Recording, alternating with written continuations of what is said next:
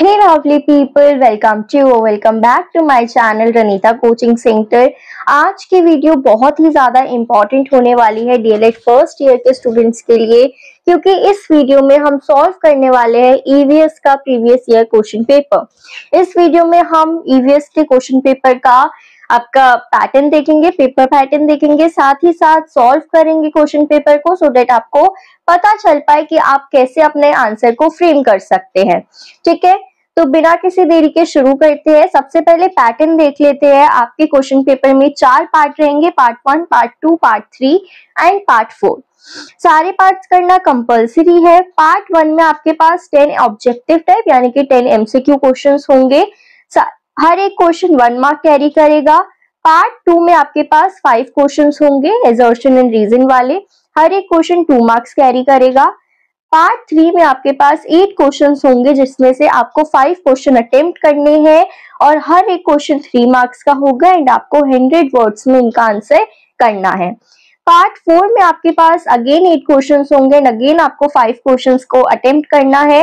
हर एक question 8 marks का होगा और इन क्वेश्चंस का आंसर आपको करना है 300 वर्ड्स में। ठीक है, तो चलिए शुरू करते हैं पार्ट 1 से। फर्स्ट क्वेश्चन है हमारा, which of the following is an objective of teaching environmental studies in primary school? A. Assessment of technical terms related to environmental studies. B. Inform children about which book they should read to expand their knowledge. C. Connecting children's experience in school to the outside world. Or D. Motivated children to become scientists. तो option C यहाँ पर correct होगा। Question number 2, which of the following is not a benefit of studying EVS? EVS helps us understand the causes and effects of environmental studies. ये तो सही है। B. EVS help us to make informed decision about environmental issues. सही है। EVS help us to find out solution to environmental problem. ये भी सही है। EVS does not help us become more environmentally friendly consumers. तो ये गलत है ना? तो ये बेनिफिट नहीं है of studying EVS। Question number 3, in EVS themes have been proposed instead of topics in the syllabus. Why? For developing connected and interrelated understanding of issues of the learner's local environment. So option B यहाँ पर सही हो जाएगा। Next question number 4, which of the following best describes the interdisciplinary nature of EVS? So option D, all of the above. Okay, ये question आप पढ़ लीजिएगा। Next question number 5, which of the following is not a process skill? इसमें से कौन सी process skill नहीं है? So observation, classification, memorisation या फिर आइडेंटिफिकेशन। तो मेमोराइजेशन जो है वो प्रोसेस स्किल नहीं है। Next question number 6, field trips are effective pedagogical strategy in EVS, है ना? बिकॉज दे प्रमोट, क्या प्रमोट करता है फील्ड ट्रिप्स? तो फील्ड ट्रिप प्रमोट करती है एक्सपीरियंशियल लर्निंग को among students. Next question number 7, an EVS teacher has decided to give an activity for students to understand the process of germination. ठीक है, which among the following is the most suitable activity? Preparing chart with diagram, planting seed in a pot. Yes, जब germination के बारे में teacher सिखा रही है तो जब बच्चा खुद germination करेगा तो वो ज्यादा बेहतर, ज्यादा अच्छे से सीख पाएगा। Next question number 8, collection of leaves from a park does not help in understanding shape of leaf. Shape of leaf पता चलेगा, साइज ऑफ लीफ भी पता चलेगा, कलर भी पता चलेगा लीफ का, बट पार्ट्स ऑफ फ्लावर नहीं पता चलेगा। ठीक है, next question number 9, which of the following can be a good strategy for assessment in EVS? Observation, portfolio, paper pencil test, asking question from the textbook. तो observation जो है वो सबसे बेस्ट रहता है। Next question number 10, formative assessment is associated with, it is done during teaching learning process. Next हमारा आ जाता है पार्ट 2। पार्ट 2 में हमारे पास वही असर्शन एंड रीजन रहेंगे। ठीक है, हर एक क्वेश्चन 2 मार्क्स कैरी करेगा। क्वेश्चन नंबर 11 देखो, असर्शन बोल रहा है student should understand the local environmental issues and finding out their solution. ये तो सही है, बच्चों को पता होना चाहिए कि एनवायरमेंटल क्या क्या प्रॉब्लम चल रही है एनवायरमेंट में और उनको उसका सॉल्यूशन क्या होगा, ये बच्चों को पता होना चाहिए। रीजन क्या है? This will help them to adapt the environment in better manner. Yes, तो दोनों ही सही है और रीजन जो है वो करेक्ट एक्सप्लेनेशन है assertion की। सो ऑप्शन ए जो है ये यहाँ पर करेक्ट हो जाएगा। नेक्स्ट क्वेश्चन नंबर 12,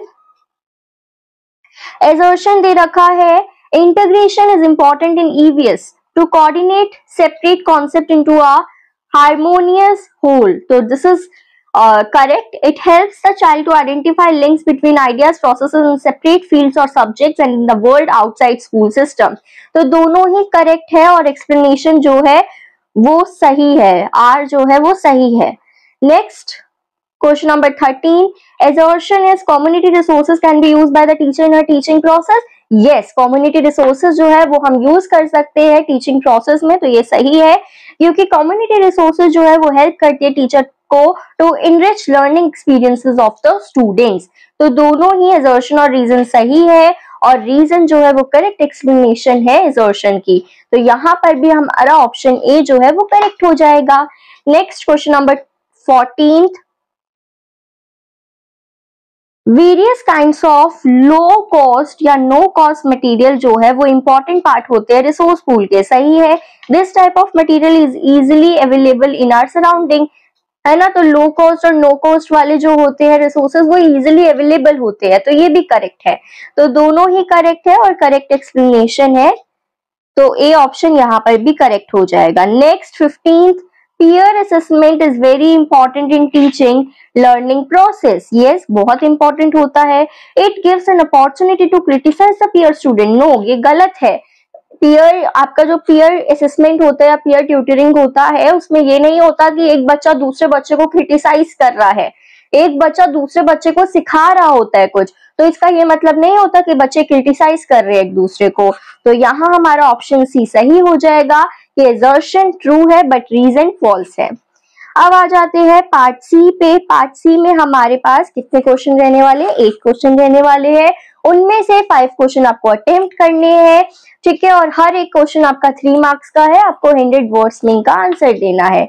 मैंने 5 क्वेश्चन अटेम्प्ट नहीं करवाए हैं, मैंने सारे क्वेश्चंस अटेम्प्ट करे हैं, सारे क्वेश्चंस आपको दिखाने के लिए कि आप कैसे सॉल्व कर सकते हैं क्वेश्चंस को।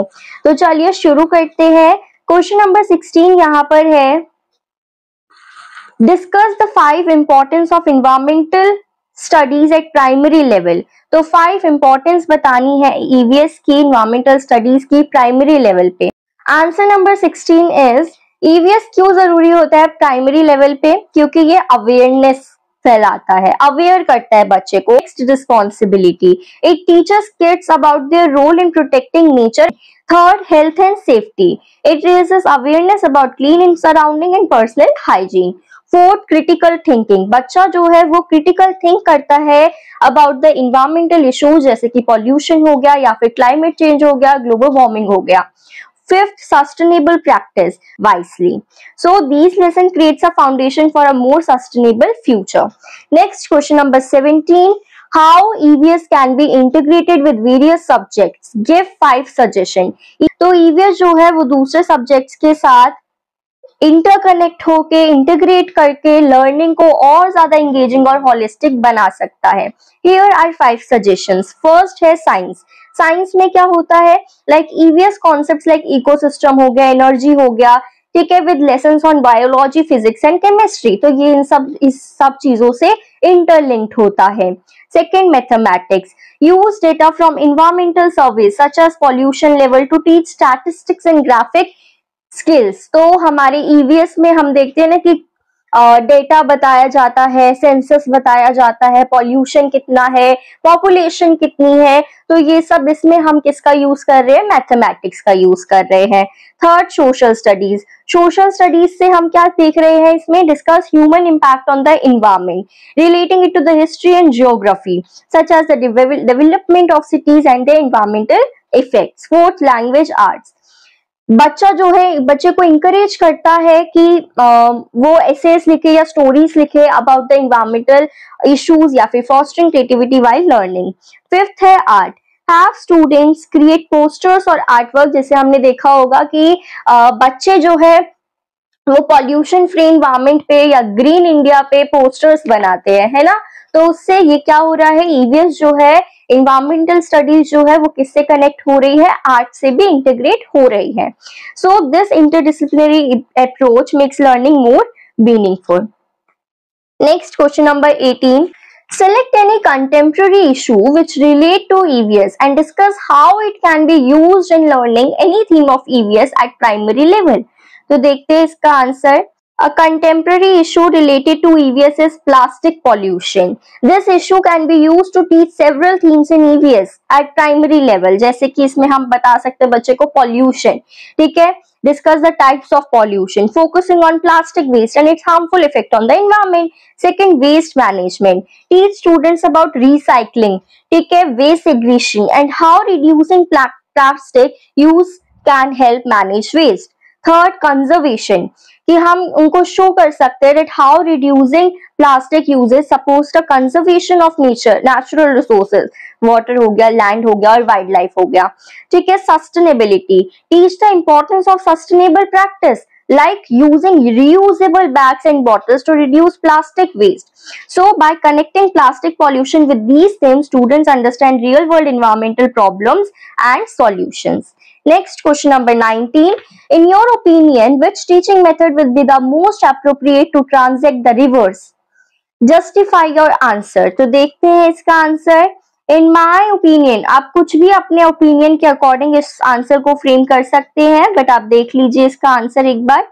इन my opinion the project based learning method would be the most appropriate to teach the theme of rivers in EVS. ये मेथड जो है वो बच्चे को अलाउ करेगा to explore the topic in depth through research, hands-on hand activity and real world application. Justification देखते हैं, बच्चा engage करेगा, है ना, स्टूडेंट जो है वो ग्रुप्स में वर्क कर सकते हैं, क्रिटिकल थिंकिंग बच्चे में आएगी। थर्ड, प्रैक्टिकल लर्निंग होगी बच्चे की, बच्चा जो है वो मॉडल्स बनाएगा, मैप प्रिपेयर करेगा, प्रेजेंटेशन देगा ऑन रिवर सिस्टम, ठीक है, जो कि बेटर अंडरस्टैंडिंग की तरफ लीड करेगा। फोर्थ, कोलैबोरेशन, बच्चा जो है वो टीम वर्क, प्रोजेक्ट वाला जो हमारा प्रोजेक्ट बेस्ड लर्निंग जो होती है वो टीम वर्क को प्रमोट करता है, बच्चे ज्यादा से ज्यादा सोशलाइज हो पाता है और रिसर्च कर पाता है, ठीक है, जिससे बच्चे की कम्युनिकेशन जो है वो इंप्रूव होगी और प्रॉब्लम सॉल्विंग स्किल्स बच्चे में आएगी। So this method brings the topic to life and connects learning to real world context. Next, question number 20. Prepare a brief lesson plan on the topic water purification for your students to demonstration method. इसमें method भी आपको बता रखा है कि कौन सा method use करना है, डेमोन्स्ट्रेशन मेथड यूज करना है और वाटर प्योरिफिकेशन टॉपिक आपको पढ़ाना है, उसका लेसन प्लान बनाना है आपको। तो देख लीजिए इसका सब्जेक्ट ईवीएस, मेथड आपका डेमोन्स्ट्रेशन, ऑब्जेक्टिव क्या है कि बच्चा जो है वो इंपॉर्टेंस समझ पाए वाटर प्योरिफिकेशन की और उनको बेसिक वाटर प्योरिफिकेशन मेथड जो है वो पता चल जाए। Material needed, muddy water, plastic bottle, sand, charcoal, cotton and sieve. Introduction, 10 minute introduction देंगे, बच्चे से पूछेंगे सबसे पहले कि क्यों क्लीन वाटर जो है वो जरूरी है, नेसेसरी है, और बच्चे को इंट्रोड्यूस करेंगे to the topic of water pollution and purification. Demonstration देंगे 15 मिनट्स का, जिसमें कि बच्चे को मडी वाटर दिखाएंगे and explain that it can contain harmful impurities, और डेमोन्स्ट्रेट करेंगे फिल्ट्रेशन प्रोसेस को using a plastic bottle, layer cotton, charcoal and sand inside. Third, pour muddy water to the filter and show the filtered and cleaner water. तो बच्चा देख पाएगा कि water purification कैसे हो रही है थ्रू डेमोन्स्ट्रेशन मेथड, ठीक है। फिर उसके बाद 10 मिनट का डिस्कशन होगा, टीचर एक्सप्लेन करेगी कि कैसे हर एक लेयर जो है वो इम्प्योरिटीज को रिमूव करता गया, और डिस्कस करेंगे एडिशनल मेथड्स को लाइक बॉइलिंग और केमिकल ट्रीटमेंट। कंक्लूजन 5 मिनट्स का होगा, जिसमें कि टीचर रिकैप करेगी प्योरिफिकेशन मेथड को और बच्चों से पूछेगी या उनको बच्चों को कहेंगे कि वो खुद के ideas they for purifying water at home. तो हर एक बच्चा अलग अलग जो है एग्जाम्पल देगा। असेसमेंट में बच्चे को बोलेंगे आज student to recall steps and list other purification method, ठीक है। ये यहाँ पर हमारा क्वेश्चन नंबर 20 लेसन प्लान जो है वो खत्म हुआ। Next, question number 21. EVS kit plays a very important role in teaching of EVS at primary level. Critically analyse. तो ईवीएस किट जो है वो ये सच है कि सिग्निफिकेंट रोल प्ले करती है in teaching EVS eight the primary level. ये किट जो है वो यूजुअली कंटेन करती है मटेरियल्स लाइक चार्ट्स, मॉडल हो गए, ऑब्जेक्ट्स हो गए रिलेटेड टू द एनवायरमेंट, जो कि लर्निंग को और ज्यादा इंटरेक्टिव और एंगेजिंग बनाती है। ठीक है, बेनिफिट्स क्या होते हैं इसके? हैंड्स ऑन लर्निंग होती है। किट्स जो होती है वो अलाउ करती है स्टूडेंट्स को डायरेक्टली इंटरैक्ट करने में with the materials, reinforcing concept through practical experiences. Second, visual add होते हैं। विजुअल एग्जाम्पल बच्चे को पता चलता है of abstract concept like water cycle हो गया, प्लांट हो गया, पॉल्यूशन हो गया, जिससे बच्चे जो है कॉन्सेप्ट को अच्छे तरीके से क्लियर कर पाते हैं। थर्ड, एंगेजमेंट होती है, बच्चा जो है एक्टिवली पार्टिसिपेट करता है। चैलेंजेस क्या है? ये कॉस्ट होता है और एक्सेसिबिलिटी होती है। ठीक है, इसकी कॉस्ट जो होती है, हर एक स्कूल जो है वो एफोर्ड नहीं कर पाता है ईवीएस किट को। लिमिटेड स्कोप होता है इसका, सारे टॉपिक्स नहीं कवर हो सकते ईवीएस किट्स के भरोसे। Third, teacher training. Effective use of kits requires experienced teacher जो कि उस किट को अच्छे से यूज करवा पाए। Question number 22. Which tool and technique will be suitable for the assessment of project work? Explain any two reasons for selecting the particular tool and technique for the assessment of project work. So, for the assessment of project work, एक rubric जो है वो highly suitable tool है. A rubric outlines specific criteria and performance level for evaluating the project. Two reasons है for selecting a rubric. First, clarity मिल जाती है और ऑब्जेक्टिविटी होती है।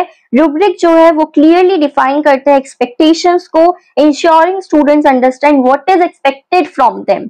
ठीक है। सेकंड, कॉम्प्रिहेंसिव फीडबैक मिल जाता है, बच्चे को डिटेल फीडबैक मिलता है on various aspects of the project. So by using a rubric, teachers can assess projects systematically while guiding students to provide high quality work. Next, question number 23.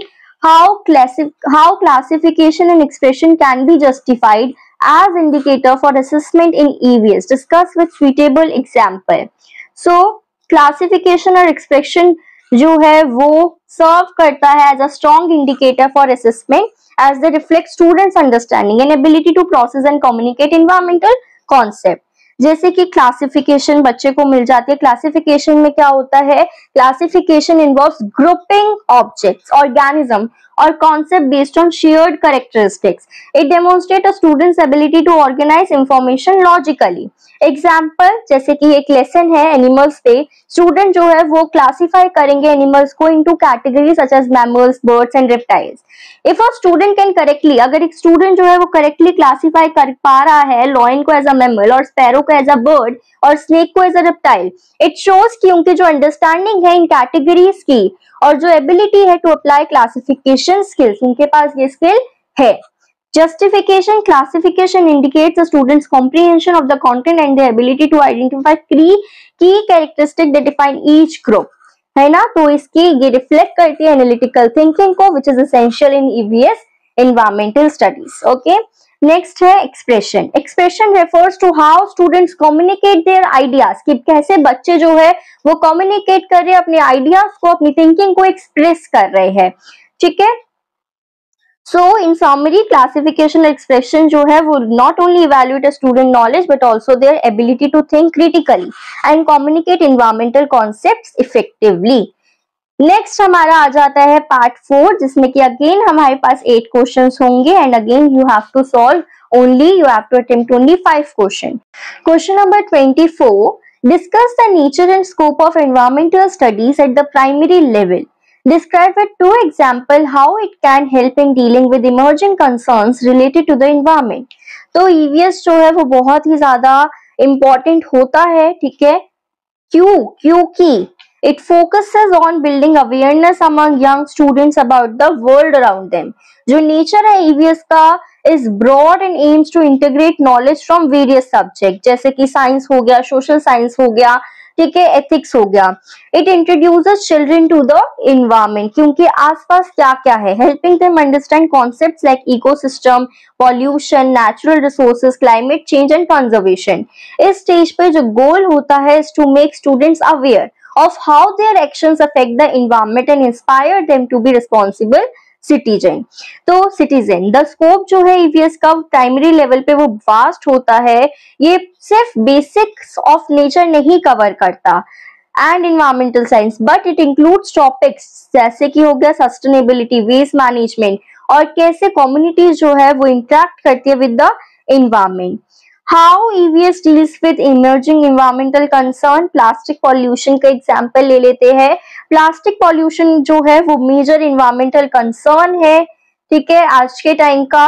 So EVS जो है EVS lesson जो है वो teach करते हैं children को about the dangers of plastic waste and its effect on animals and the environment, जिससे कि बच्चा जो है खुद ही प्लास्टिक वेस्ट का यूटिलाइजेशन कम कर देगा और अपनी फैमिली वालों को भी, यानी कि अपने पेरेंट्स को या उनके ग्रैंड पेरेंट्स है जिनके साथ भी वो रह रहे हैं, उनको भी मना करेगा प्लास्टिक का यूज करने को।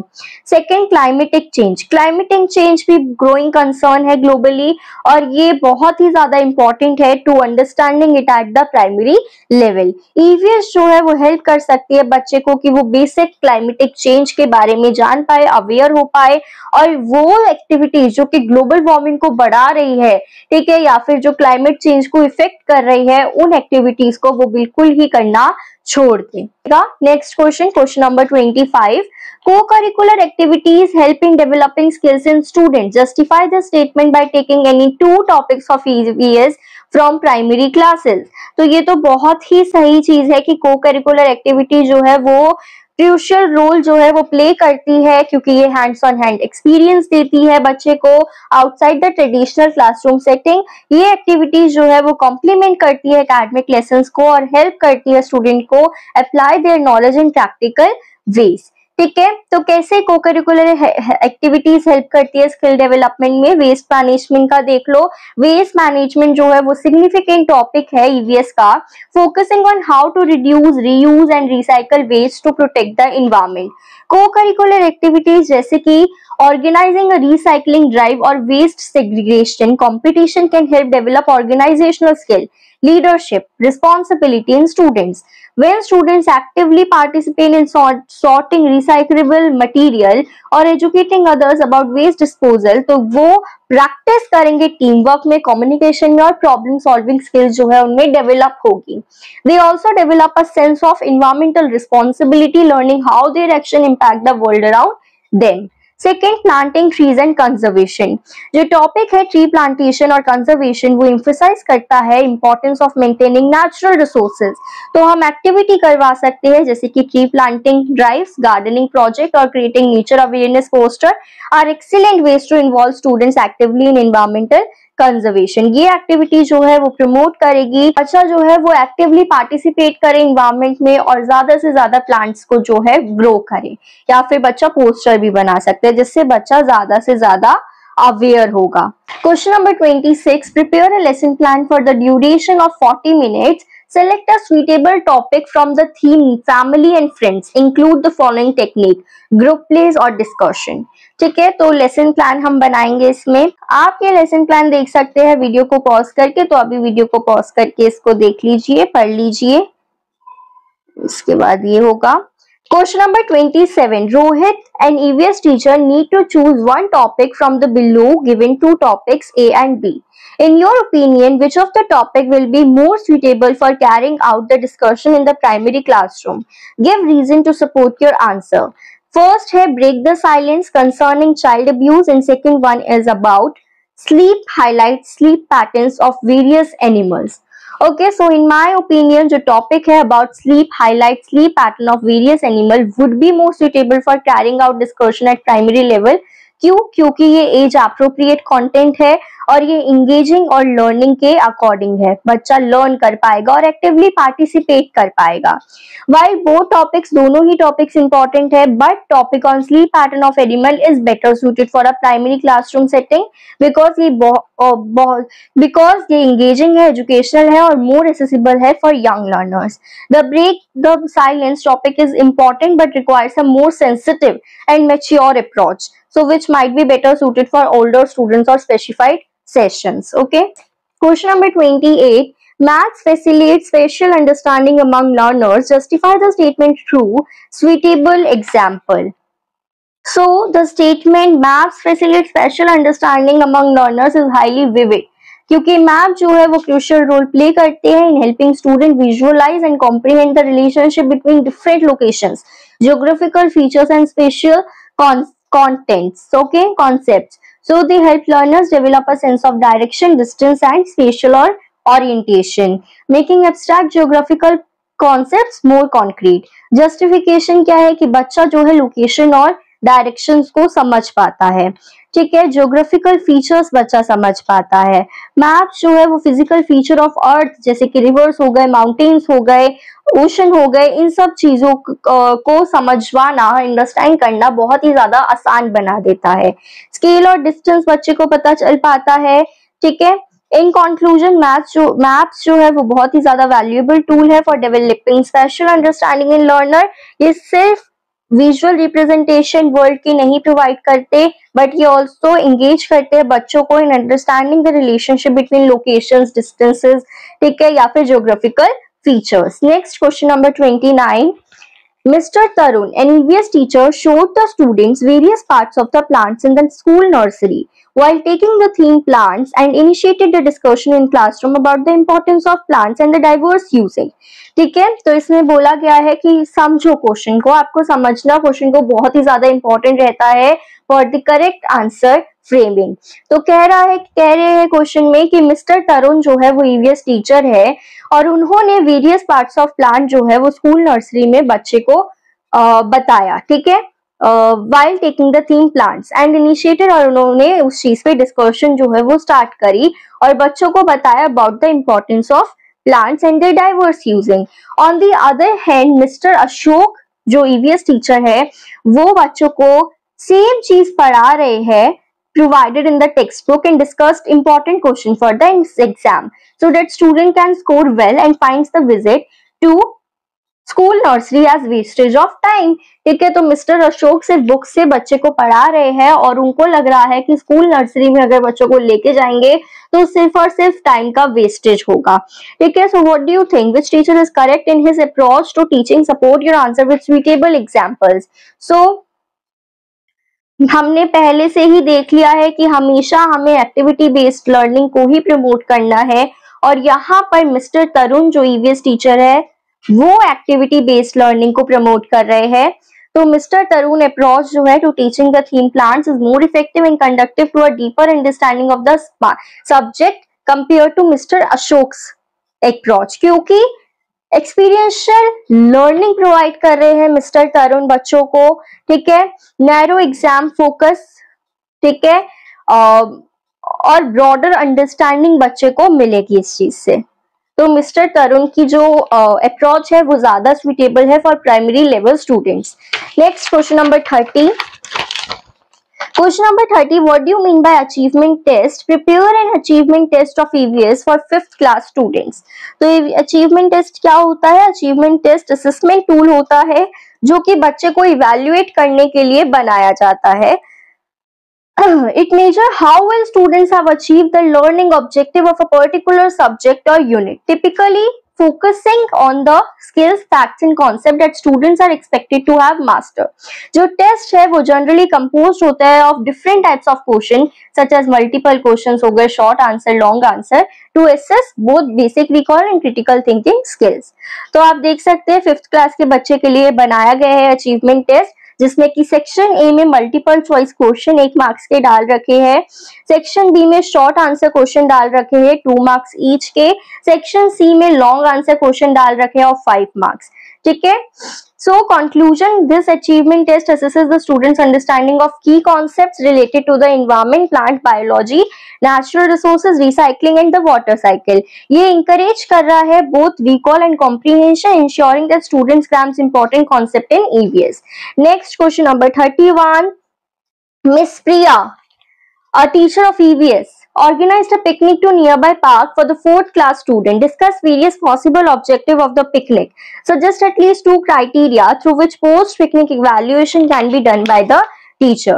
तो पिकनिक को ऑर्गेनाइज करना ये बहुत ही अच्छी वंडरफुल अपॉर्चुनिटी है to blend learning with real world experiences. तो ये बहुत ही इफेक्टिव वे है बच्चों को नेचर के बारे में पढ़ाने का। ऑब्जेक्टिव क्या है पिकनिक के?